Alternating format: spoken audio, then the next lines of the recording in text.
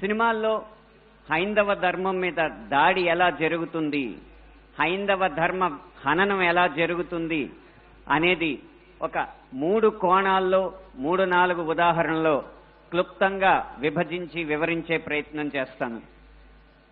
ఇక్కడ దాడి 3 కోణాల్లో జరుగుతుంది. అందులో ఒకటి కావ్యేతిహాస పురాణాలని వక్రీకరించడం, 2 తెర మీద కనిపించే పాత్రల్లో వినిపించే పాటల్లో హైందవ ధర్మాన్ని దుర్వినియోగం చేయడం, 3 తెర వెనక మా ముందు అన్యమతస్థుల ప్రవర్తన. ఈ 3 అంశాల్లో మొదటిది కావ్య పురాణేతిహాసాల వక్రీకరణ.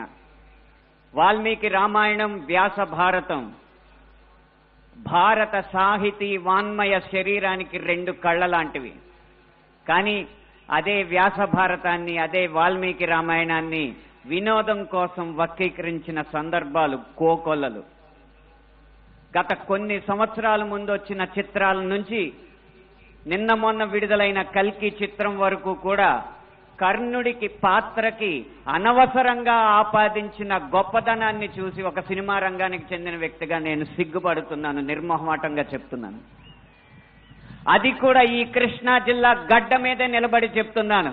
అప్పటి చిత్ర దర్శకులు, ఇప్పటి చిత్ర నిర్మాతలు ఇదే జిల్లా వారికి చెందిన వారైనా సరే పొరపాటు అని మనం చెప్పకపోతే ఈ హైందవ ధర్మంలో పుట్టినట్టు కాదు, ఈ హైందవ ధర్మాన్ని ఆచరించినట్టు కాదు, హిందువుగా ప్రకటించుకోవడం వ్యర్థం అని చెప్పి ఘంటాపథంగా తెలియజేస్తున్నాను.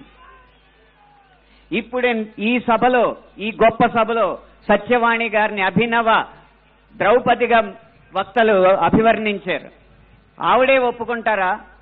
నిండు సభలో ద్రౌపదిని వలువలు వలచండి అని సలహా ఇచ్చిన కర్ణుణ్ణి సూర్యుడు అంటే సత్యవాణి గారు లాంటి మహిళా మండలి ఒప్పుకుంటారా? గంధర్వుల్ని చూసి, గంధర్వ సైన్యాన్ని చూసి ప్రాణమిత్రుల్ని కూడా వదిలేసి ప్రాణభయంతో పరుగులెత్తిన కర్ణుణ్ణి ధీరుడు, సూర్యుడు, వీరుడు అంటే ఈ హైందవ సమాజం ఒప్పుకుంటుందా? ఇలా ఎన్ని విధాలు చూసినా దానంగా వచ్చిన రాజ్యంలో తనకొచ్చిన కొద్దిపాటి సంపదని ఏదో దానాలు చేసినంత మాత్రాన ధర్మరాజు అంత గొప్ప దాత అని చెప్పి కర్ణుడిని అంటే మన సమాజం ఒప్పుకుంటుందా? నిన్న మొన్న వచ్చిన కల్కి సినిమాలో అగ్నిదేవుడు ఇచ్చిన ధనస్సును పట్టిన అర్జునుడి కంటే సూర్యుడు ఇచ్చిన ధనస్సు పట్టిన కర్ణుడు వీరుడు అని చెప్తుంటే యుద్ధంలో నెగ్గేది ధనుస్సా ధర్మమా అని ప్రశ్నించకుండా మనం ఊరుకుంటామా?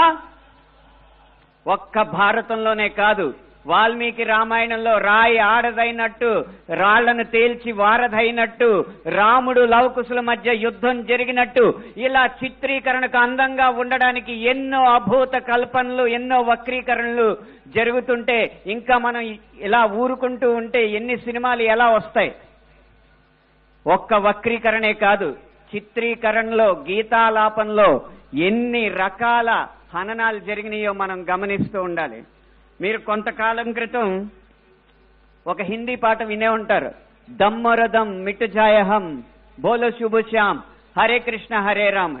రండి దమ్ము కొడదాం, కలుసుకుందాం, శుభ సాయంత్రం చెప్పుకుందాం, తర్వాత హరే కృష్ణ హరే రామ్ అందాం. భగవత్ తత్వాన్ని, భగవద్భక్తిని జగత్ ప్రస్తుతంగా జగద్విదితం చేసిన ఇస్కాన్ వారి నినాదం హరే కృష్ణ హరే రామ్ ని ఒక ఐటమ్ సాంగ్ లో పెట్టుకుంటే ఒప్పుకుంటామా? మీ ముందు ఇప్పుడు 2 దారులున్నాయి.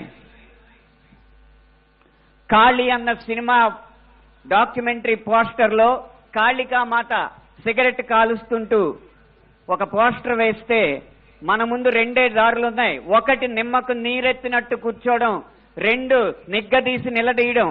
మీ దారి 1, 2? పీకే అన్న సినిమాలో రాయి మీద పాన్ పరాగ్ ఊసి అదే శివలింగం అని చెప్పి వెటకారం చేసి అన్య మతస్థుల మందిరాల్లోకి మాత్రం వెళ్లకుండా వాళ్ళు తరిమి కొట్టినట్టు తెలివిగా తప్పించుకున్నారు. అప్పుడు మన ముందు 2 దారులు ఉన్నాయి, నిమ్మకు నీరెట్టినట్టు నుంచోవడం, నిగ్గదీసి నిలదీయడం. మీ దారి 1, 2? కాస్మిక్ సెక్స్ అన్న సినిమాలో ఇంత అద్భుతమైన పీఠాధిపతుల ఆహార్యాన్ని అనుకరించి గురువులు పీఠాధిపతులు వచ్చిన శిష్యురాలతో శృంగార కార్యకలాపాలు చేస్తున్నట్టు చూపెడుతున్నారు. మీ ముందు రెండే దారులు ఉన్నాయి. ఒకటి నిమ్మకు నీరెత్తినట్టు కూర్చోవడం, రెండు నిగ్గదీసి నిలదీయడం. మీ ఆప్షన్ ఒకటా రెండా?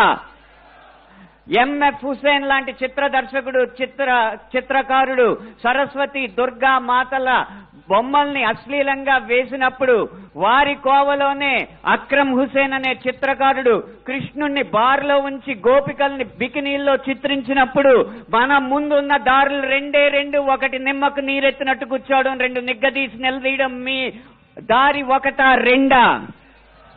ఛత్రపతి శివాజీ తర్వాత అంత గొప్ప మరాఠా యోధుడు బాజీరావుని బాజీరావు మస్తానీగా ప్రేమ పిచ్చోడుగా చిత్రీకరించినప్పుడు మన ముందు రెండే రెండు దారులు ఉన్నాయి. ఒకటి నిమ్మకు నీరెత్తినట్టు కూర్చోవడం, రెండు నిగ్గదీసి నిలదీయడం. మీ దారి ఒకటా రెండా? ఇలా ఇన్ని విధాలుగా హననం జరుగుతుంటే ఇంకా మనం నిశ్శబ్దంగా కూర్చుంటే అది మన హైందవ సమాజానికే కళంకం అని నేను మనస్ఫూర్తిగా తెలియజేస్తున్నాను.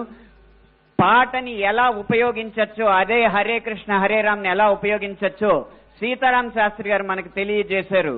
హరే రామ హరే కృష్ణ కృష్ణ కృష్ణ హరే హరే. రాముణ్ణైనా కృష్ణుణ్ణైనా కీర్తిస్తూ కూర్చుంటామా? వాళ్ళేం సాధించారో కొంచెం గుర్తిద్దాం మిత్రమా. సంద్రం కూడా స్తంభించేలా మన సత్తా చూపిద్దామా. సంగ్రామంలో గీతా పాఠం తెలుపమా.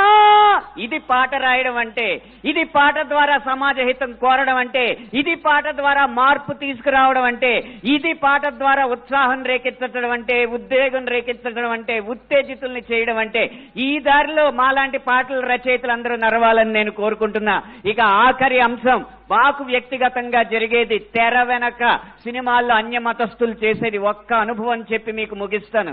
ఒక సినిమా పాట రాయడానికి నేను ఒక సంగీత దర్శకుడి దగ్గరికి వెళితే ఆ పాటలో బ్రహ్మాండ నాయకుడు అన్న హిందూ పదం ఉందని చెప్పి ఆ పాట చేయనన్నాడు. నువ్వు ఒక్క హిందూ పదం ఉందని చెప్పి పాట చేయనన్నావు కాబట్టి జీవితాంతం నువ్వు చేసిన ఏ పాటకి నేను రాయనని చెప్పి ప్రతిజ్ఞ చేసి 15 సంవత్సరాలుగా ఆ వ్యక్తికి నేను పాట రాయలేదు.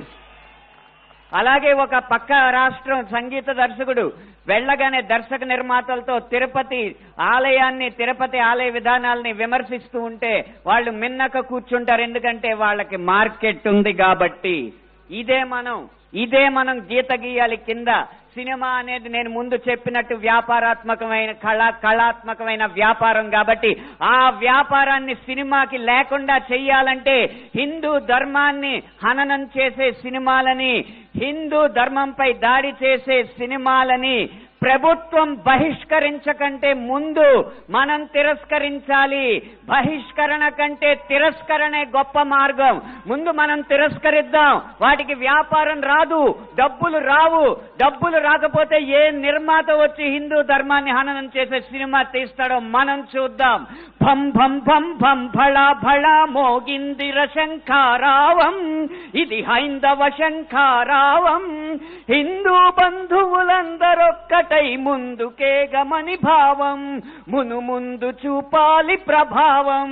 3 నిమిషాల ఈ పాట రాసే అవకాశాన్ని, 5 నిమిషాల ఈ ప్రసంగం చేసే అవకాశాన్ని నాకు ఇచ్చిన ఈ నిర్వాహకులకి వేవేల పాదాభివందనాలు తెలియజేసుకుంటూ జై హింద్, జై శ్రీరామ్.